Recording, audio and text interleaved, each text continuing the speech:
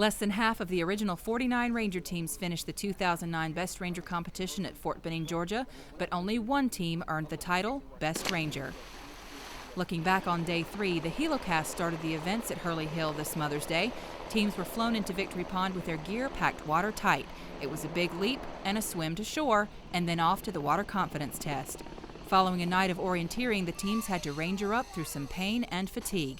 But when you go out there and you talk to these guys and you watch them on the ground, they're kind of walking a little stiff, a little sore. There's a lot of heart there.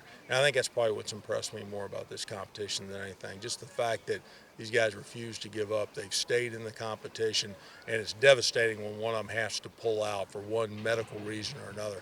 But overall, I've just been impressed with these guys and their physical fitness and really the camaraderie that we see out there. Ranger buddies helping other Ranger buddies, not even within their own unit. Next up, an event that harkens back to earlier competitions, a 10-mile canoe trip down the Chattahoochee River. This year was brought up as kind of a legacy event. It used to be an event in the past, especially with the water movements, waterborne movements in Florida, and just historic movements using water landings, watercraft.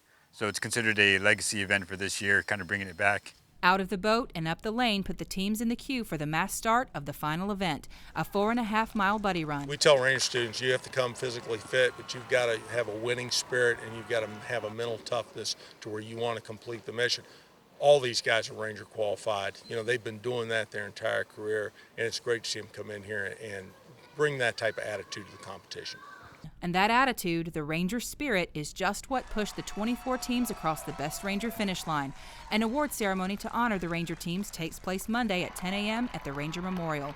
Reporting from Fort Benning, Georgia, I'm Jennifer Gunn.